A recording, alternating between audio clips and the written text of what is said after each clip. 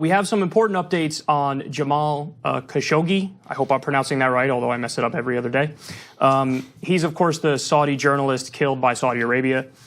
We also have some loathsome responses to share with you, but first, let's go to The Hill. They report the following. An individual suspected of being part of the group of Saudis involved in the death of journalist Jamal Khashoggi was reportedly seen around Istanbul wearing Khashoggi's clothes, a fake beard, and glasses on the day of the killing. CNN, citing a senior Turkish official, reported that the man in the video, identified as Mustafa al-Madani, was captured by surveillance cameras leaving the Saudi consulate in Istanbul on the day Khashoggi died there. He appears to be wearing the same clothes Khashoggi was seen wearing when he entered the consulate. Turkish investigators have said they have audio and other evidence that proves Khashoggi was killed and dismembered by a group of Saudis in the consulate. The Turkish official told CNN that al-Madani was used as a body double in the operation. So what we're looking at here is, and this really, really struck me, that it's so concerted and so organized and so planned that it really seems like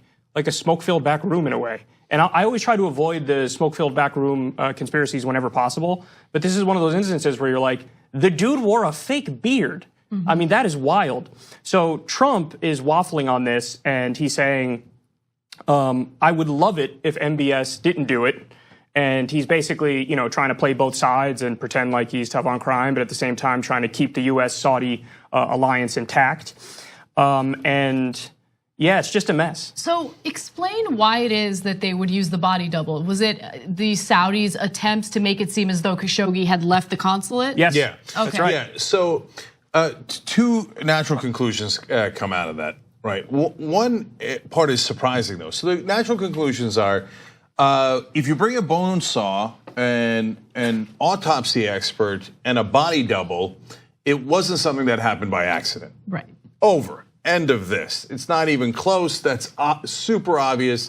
If the bone saw for some insane reason did not convince you, because you watch Fox News or something, well, the body double's got to do it, doesn't it? I mean, who brings a body double to an accidental killing?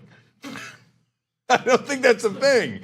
So, second conclusion, which actually haunts me in some ways more, is I don't think they could have possibly have known what Khashoggi was going to wear that day. Exactly. And so I believe that is Khashoggi's actual clothes. Yeah. I think they took it off of him before they killed him, because they obviously doesn't have blood on him. And remember, they likely chopped off his fingers while he was still alive. So likely they stripped him naked, tortured him, and it's all on audio apparently. So the Turkish government has that. They keep threatening to use it and release it. In fact, they say they're going to release it tomorrow. So we'll see.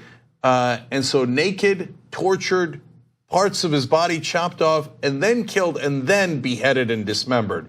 We believe, but we're not positive about the order. We don't know if they beheaded him to kill him. So anyone trying to say that this was not premeditated is an obvious liar. Well, thankfully, the moral voice of our generation, Pat Robertson, has some thoughts on this for us. So let's take a look at that. I'll say it now and I'll say it over and over again. We've got to cool the rhetoric. And what the president is trying to do is to give the Saudis an out, and calls for sanctions and calls for punitive action against the Saudis is ill-advised. And Wendy, I just don't think you've got $100 billion worth of arms sales, which is, that's one of those things. But more than that, we've got to have some Arab allies. We have to have it. We cannot alienate our biggest player in the Middle East, who's a bulwark against Iran. But can we have somebody that's killing journalists that are U.S. residents is the question. We've had so many people killed. I mean, we had CIA people killed in Lebanon. People have been taken hostage over the years. I know it's bad, but I mean, we've had all kinds of stuff. But you don't blow up an international alliance over one person. I mean, I'm sorry. Oh, what a great Christian. I wonder what his thoughts are on reproductive rights, right? When it comes to zygotes, I'm sure he's very much concerned about, being pro-life. But when it comes to living, breathing human beings who happen to be journalists who get murdered, well, these things happen. What are you going to do? I mean, there were some CIA people sometime in the past. That's a great point, Anna, and I hadn't thought about it in that context. Imagine if the Saudis had committed an abortion on purpose. Would Pat Robertson see it completely differently? Wait a minute, I didn't know the Saudis were that terrible. They're killing what they would consider to be people before they're born. After they're born, dismembering them and beheading them is perfectly fine if you got an arms deal at stake. But before they're born, that's an outrage. Before they're an actual person, oh my God, we got to protect them. I don't know, but there actually is no bounds to Robertson's hypocrisy. So he might even say, oh, they did an abortion. What's one abortion when we got an arms deal? Yeah. I mean, look, imagine if he applied that logic back in the day to the guy who started his religion. Like, yeah. I mean, we got to deal with the Roman Empire. What's one guy compared to a gigantic deal we have with the biggest empire in the world? I mean, this one little guy from Nazareth, what does he matter? I liked how he ignores all of the parts of the Bible that are just pacifist, and this really shows that he puts political ideology above everything else. And it shows that he'll fall in line behind Donald Trump come hell or high water, because he actually views him kind of as his demigod more than he views the words of his own Lord and Savior. So I find it's just strange to me that you can have Christians who are really good people, like Dr. Martin Luther King Jr., for example, who use the message of the Bible for all the right reasons. But then you could also get the polar opposite philosophy to the point where it's comical. Mm-hmm. I don't even think Pat Robertson is trying to preach anything from the Bible anymore. I mean, after Trump got elected, you're right, he does see Trump as this God figure. In fact, he thinks that Donald Trump was chosen by God to be president.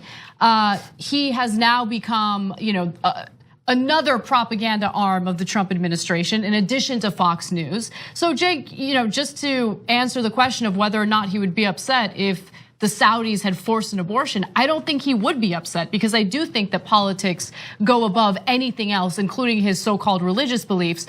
But Pat Robertson actually doubled down after getting criticized for this, and he used the same talking point that Trump uses, which is, no, but you guys don't understand, the Saudi arms deal is important because of jobs. Okay, that is a lie. And I wanted to look into that claim and actually give you guys some of the numbers. So first off, how many jobs does the US defense industry employ? About 355,000. So Trump claims, oh no, this specific Saudi arms deal has led to 500,000 jobs. Oh, come on. I know, 500,000 jobs. But the funny thing is, in typical Trump fashion, he keeps changing the numbers to suit whatever point he's trying to make. So back in January of this year, when MBS was visiting in Washington, Trump had claimed that this Saudi arms deal was going to provide about 40,000 new jobs.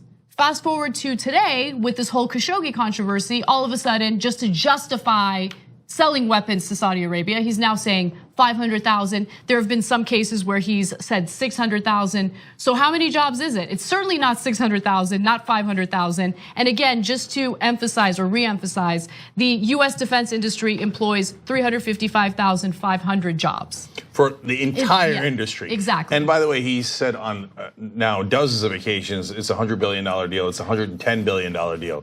It's $14.5 billion. I mean, you could say $14.5 billion, that's still a lot of money, right? No, but he's got to embellish. He has to embellish on the numbers, on the jobs, and the amount of money that would come in. And the Pat Robertsons of the world, of course, unquestioningly have his back. I was also amused that they had prosperity gospel preacher Paula White on in a different situation in Pat Robertson's channel, talking about how, well, if you look at the Bible, it appears that Jesus is an immigrant. But he's not. He's not. He never broke any of the laws, okay? And did he have documents? I'm pretty sure he was undocumented, right? He's also brown, by the way, which, I don't think they're very comfortable with that fact. Right. If he existed at all, I should say, he's brown. Yeah. That's the region of the world he's from. That's right.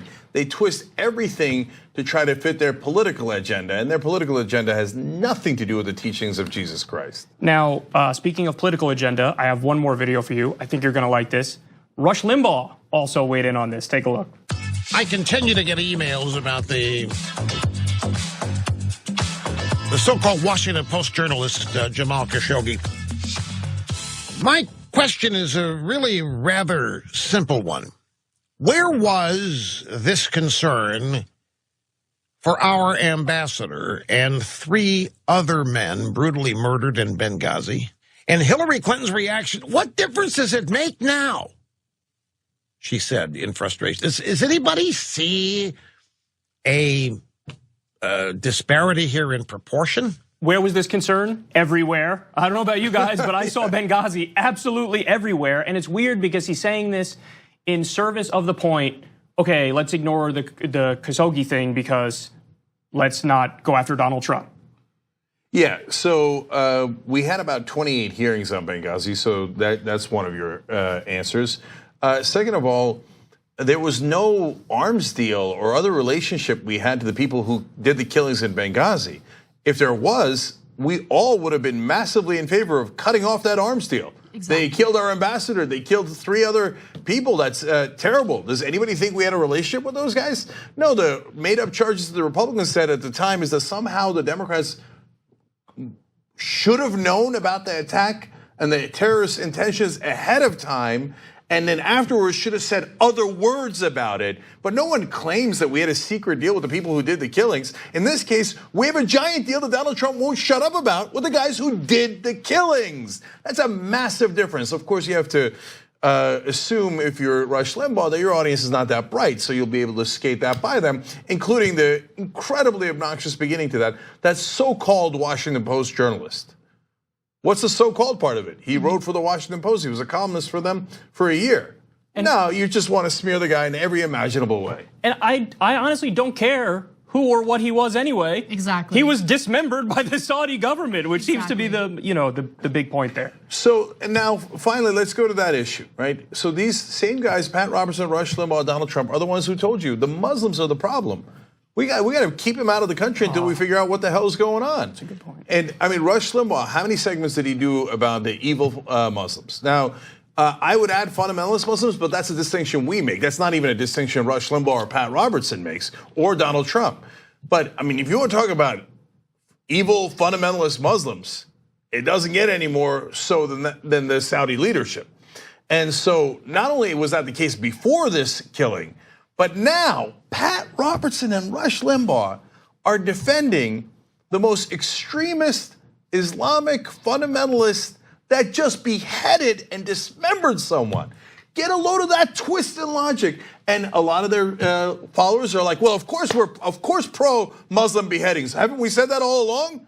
Yeah. Isn't that amazing? It is amazing. And I think that this whole story further proves that the right wing only uses Muslims for the sole purpose of fear-mongering, that they themselves know that the general Muslim population doesn't really serve as a threat to the United States, doesn't serve as a national security threat to the United States. What they do is exploit people's fear to win elections, to spread propaganda, to pass anti-immigration legislation or at least anti-immigration initiatives.